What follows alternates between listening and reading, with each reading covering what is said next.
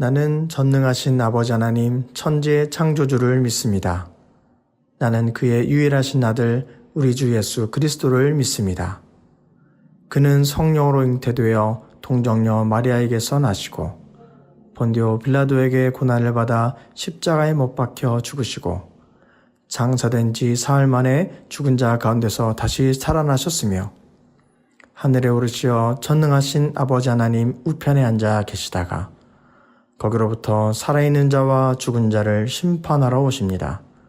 나는 성령을 믿으며 거룩한 공교회와 성도의 교제와 죄를 용서받는 것과 몸의 부활과 영생을 믿습니다. 아멘.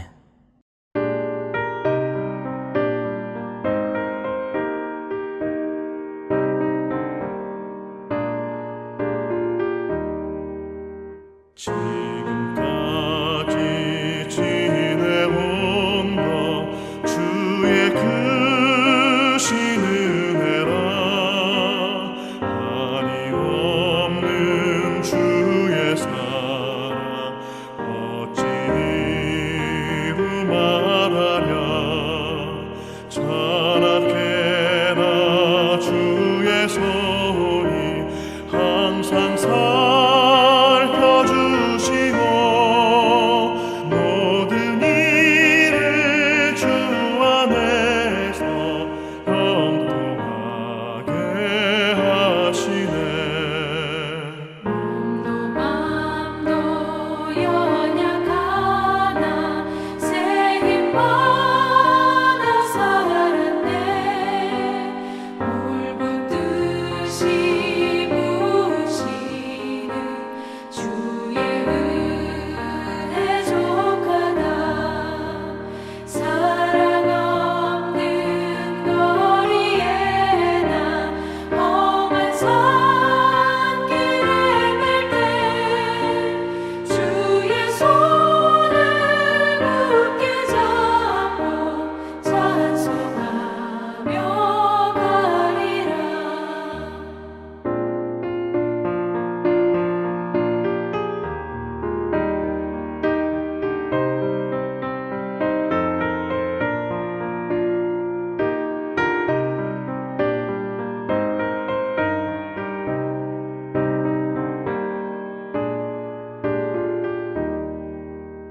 주님 다시 배울 날이 날로 다가와. 무거운 짐 주께 맡겨 벗을 날도 멀잖네. 나를 위해 예비하신 고향집에 돌아가 아버지의 품 안에서 영원토록 살리라.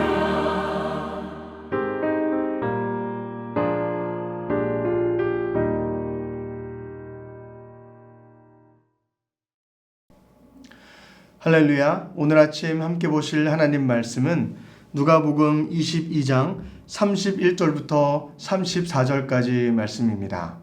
누가복음 22장 31절부터 34절까지 말씀을 봉독하도록 하겠습니다.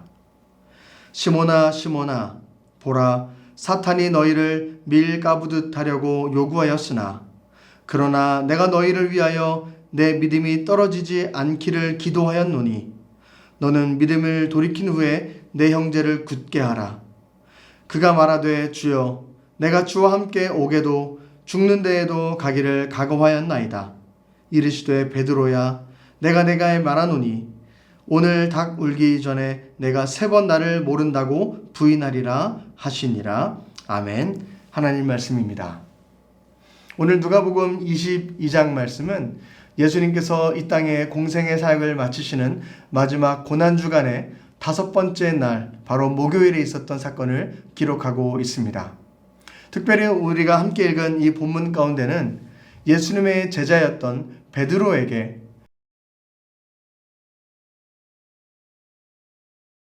세 번 모른다고 부인할 것이다 라고 베드로의 부인을 예고하셨던 본문 말씀을 읽게 되었습니다. 오늘 말씀 다시 한번 보겠습니다. 31절 말씀에 이렇게 예수님께서는 베드로를 먼저 부르십니다. 시몬아 시몬아 보라 사탄이 너를 밀 까부르듯 하려고 요구하였으나 라고 기록하고 있습니다. 이것은 베드로를 부르면서 베드로야 사단이 너희를 밀 까부르듯 하려고 요구하였다라고 하고 있습니다. 이것은 베드로뿐만 아니라 너희를 이라고 표현하고 있지 않습니까? 베드로 너도 사단의 술수로 말미암아 넘어지고 실패할 것이다.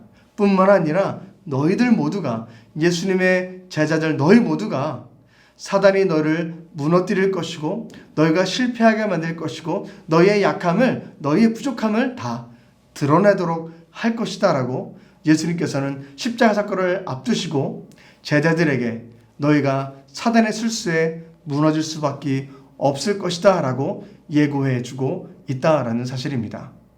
사랑하는 성도 여러분, 사단은 끊임없이 예수 그리스도와 멀어지게 만들도록 주님 앞으로 나아갈 길을 막기 위해서 수단과 방법을 가리지 않고 모든 방법을 동원하여 우리를 흔들려 하는 자이다라는 것을 우리가 기억해야 합니다. 오늘 말씀에 시몬을 부르셨지만 베드로를 부르셨지만 예수님의 말씀은 무엇이었습니까? 너희를 사단이 무너뜨리려 한다라고 이야기하고 있습니다. 예수 그리스도의 제자뿐만 아니라 이 말씀을 읽고 있는 우리 모든 독자들, 예수 그리스도를 믿고 살아가는 믿음의 모든 사람들 가운데도 주님께서 말씀하십니다. 사단이 너희를 무너뜨리려고 하고 있다라고 말씀해주고 있다라는 것입니다. 사단이 흔들고 있는 대상은요, 특정 대상이 아닙니다. 모든 사람을 대상으로 하고 있습니다. 특별히 예수님을 믿는 사람들을 더욱더 타겟으로 하여 그들이 믿음에서 흔들리고 넘어지도록, 그들이 복음에서 멀어진 삶을 살 수 있도록 하기 위해서 많은 수단과 방법을 가리지 않고 그가 일하고 있다는 것을 우리가 알아야 한다라는 것입니다. 나는 교회 생활을 오래 했으니까 나는 사단이 틈 못할 거야. 그렇지 않습니다. 내가 교회 생활을 짧게 했던 길게 했던 상관없이 사단은 모든 사람을 타겟으로 삼고 그들에게 다가온다라는 것이죠. 예전에 한 뉴스를 보는데 경찰관이 나와서 이런 인터뷰를 하더라고요. 이 경찰분은 보이스피싱을 하는 사람들을 검거하는 일을 하시더라고요. 근데 이런 인터뷰를 하셨어요. 사람들은 다 보이스피싱 하면 나에게는 그런 일이 없을 것입니다. 저 사람은 김아무개는 왜 그렇게 넘어졌을까? 우리 집집 사람은 왜 그렇게 힘들었을까? 나라면 그렇게 되지 않았을 텐데 라고 생각할 수 있지만 순서가 오지 않았을 뿐 누구에게나 보이스피싱의 어려움은 찾아올 수 있다 라고 그 경찰관이 이야기하더라고요. 고위직에 있는 사람도 그렇고 어떤 상황에 있던 사람들도 마찬가지로 이 보이스피싱에 넘어진 사람들이 너무나도 많다라고 하면서 경각심을 주기 위해 그가 많은 사람들에게 인터뷰를 하더라고요. 사실 사단도 마찬가지입니다. 나는 무너지지 않을 거야. 나는 든든하니까. 나는 기도를 많이 하니까. 나는 흔들리지 않을 거야. 라고 생각할 수 있겠지만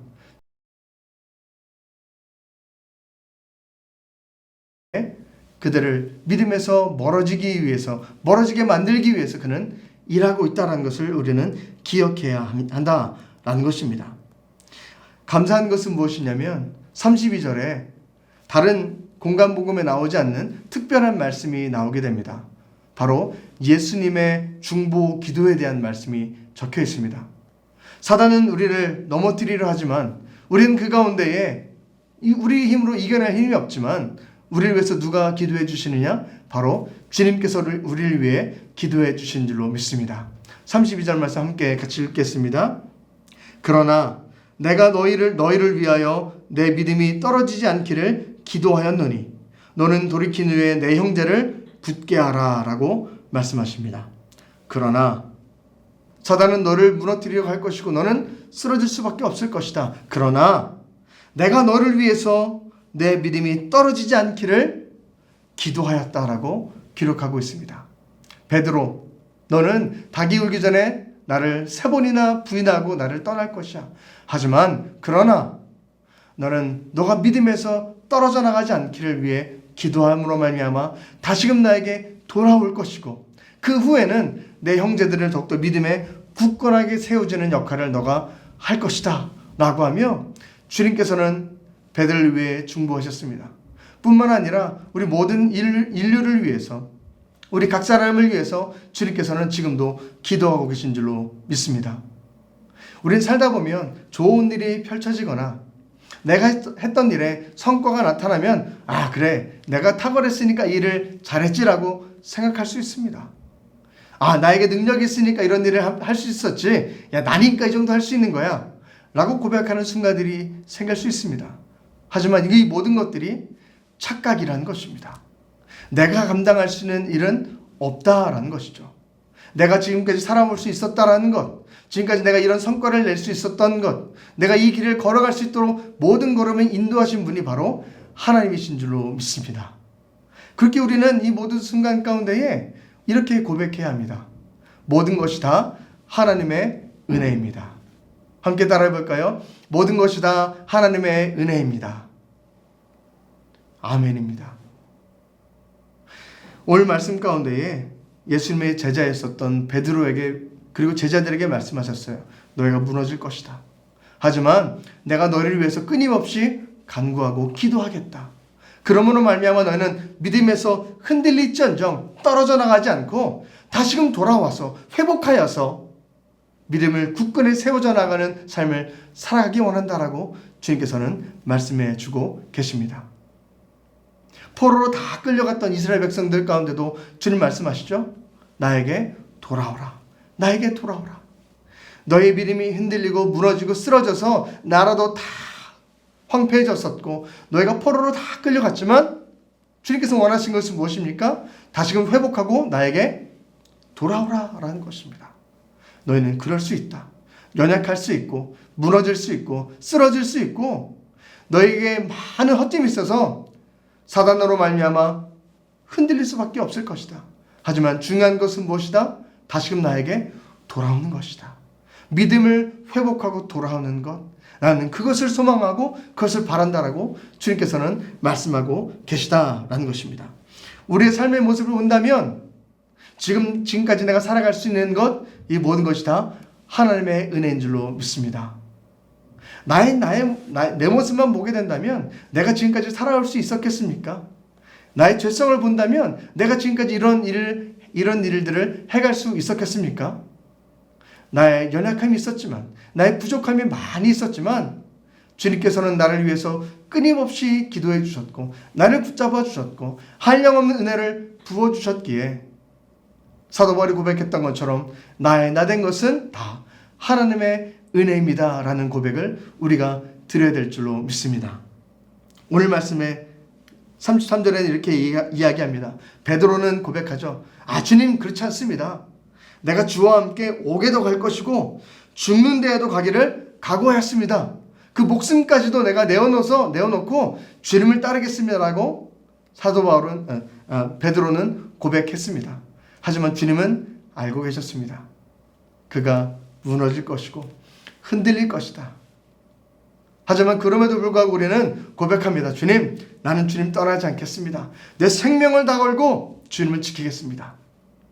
그렇게 호언장담했지만 바로 누가복음 22장 54절부터 나오는 말씀을 읽게 된다면 베드로는 예수님을 모른다고 나와 그 사람을 관계짓지 말라고 3번이나 부인하는 모습을 확연하게 보여주게 됩니다.